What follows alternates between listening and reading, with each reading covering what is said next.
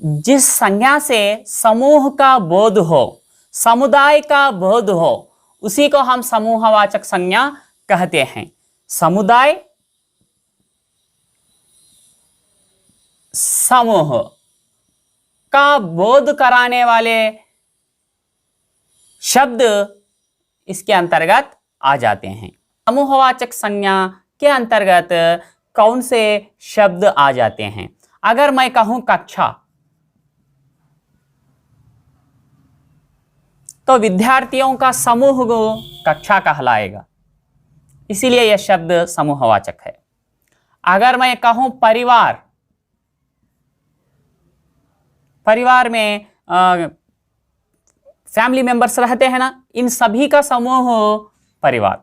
परिवार कहने से कोई एक नाम नहीं आएगा, कोई एक जाति नहीं आएगा, कोई एक द्रव का बोध नहीं होगा, केवल समूह का बोध होता है। अगर मैं कहूं आर्मी, तो समूह का बोध है। अगर मैं कहूं मंडली, समूह का बोध है। अगर मैं कहूं टोली, टोली को इंग्लिश में ग्रुप कहते हैं, क्या हो जाएगा? समूहवाचक हो जाएगा। अगर मैं कहूं सभा, तो कई लोगों का समूह ही है ना।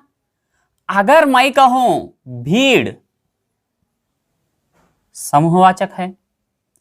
अगर मैं कहूं कक्ष, समूहवाचक है।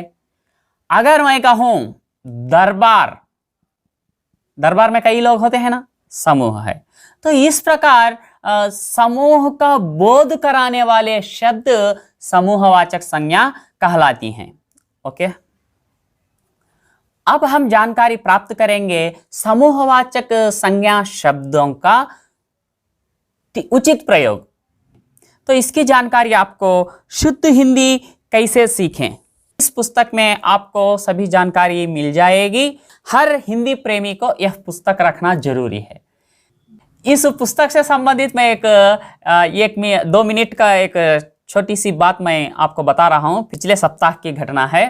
तो एक लड़की ने मुझसे समूहवाचक के उदाहरण ठीक प्रयोग से संबंधित जानकारी देने के लिए व्हाट्सएप के जरिए मुझे भेजा था।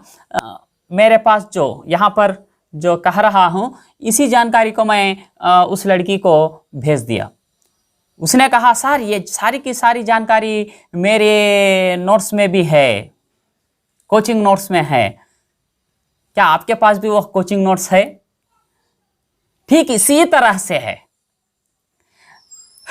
तो मुझे हंसी आ गई, क्योंकि यहाँ पर जो जानकारी दी जा रही है, इस पुस्तक में जो लिखा हुआ है वही जानकारी है। केवल 20 पुस्तकें ही उपलब्ध हैं आंध्र प्रदेश में इस शुद्ध हिंदी कैसे सीखें। ये भी हमारे जो मित्र और भाई समान हैं, मोहम्मद रफ़ी सर जी, उनसे मैंने इन पुस्तकों को बेंगलुरु से मंगवा दिया था। यही पुस्तकें आंध्र प्रदेश में फैली हैं, तो उसी की जानकारी है। तो मैंने सारा का सारा चिट्ठा उसको बता दिया, नहीं मैम जी, ये जानकारी मैं किसी कोचिंग नोट से नहीं लिया हूँ, जो राजेंद्र प्रसाद सिन्हा इस पुस्तक से लिया हूँ। तो तुरंत उसने हंस दिया, हाँ सर बिल्कुल ऐसा ही है, शायद हो सकता है यही पुस्तक और 20 पुस्तकों में से एक पुस्तक उनके पास होगी। यह पुस्तक मुझे LV रमेश सर जी, जो ब्राह्मण जाति के हैं, उन्होंने मुझे भेंट के रूप में दिया। तो कहने का मतलब है हर अध्यापक को यह पुस्तक लेना ज़रूरी है। तो ले लीजिए, अच्छी तरह से ज्ञान प्राप्त करिए। अगर मैं कहूँ श्रृंखला, तो यह समूहवाचक ही है, लेकिन कुछ शब्दों के साथ ही इसका प्रयोग करना चाहिए, हर किसी के लिए उपयोग नहीं करना चाहिए। यह शब्द प्रयोग में लाया जा सकता है, पर्वतों की श्रृंखला इस प्रकार कह सकते हैं। लेकिन आजकल जो है, जो धरना वगैरह करते हैं ना, मानव के लिए भी उपयोग कर रहे हैं। मानव श्रृंखला बना है, दैनिक पत्रों में भी ऐसा शब्द आप पढ़े होंगे, मानव की श्रृंखला, मानव श्रृंखला, इस प्रकार से।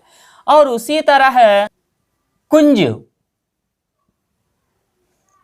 लता, लताओं का कुंज इस प्रकार से कह सकते हैं। काफिला या कारवा,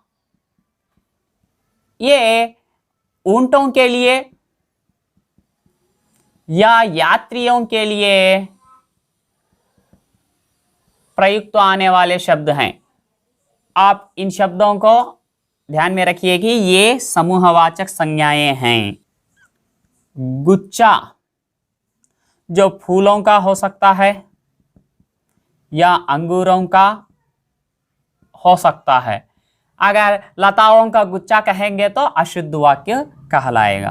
ओके ओके। तारों के लिए पुंज, कुंज पुंज दोनों ध्यान में रख लीजिए। और तारों के लिए पुंज शब्द का इस्तेमाल किया जा सकता है।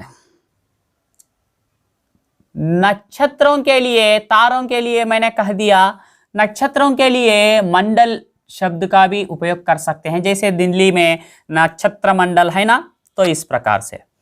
और घौद केलों के लिए, फूलों के लिए गुच्छा कहा है ना, दस्ता भी कह सकते हैं फूलों के लिए। जत्था इंपॉर्टेंट है। सैनिकों के लिए, स्वयं सेवकों के लिए जत्था शब्द का उपयोग किया जा सकता है, स्वयं सेवकों के लिए। तो यह शब्द इंपॉर्टेंट है। क्यों?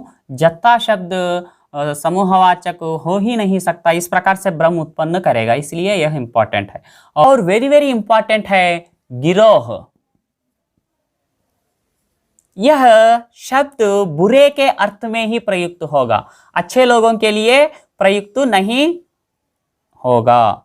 तो उदाहरण के रूप में चोरों का गिरोह, डाकुओं का गिरोह कह सकते हैं, अध्यापकों का गिरोह नहीं कह सकते। तो इसलिए यह बुरे अर्थ में होगा।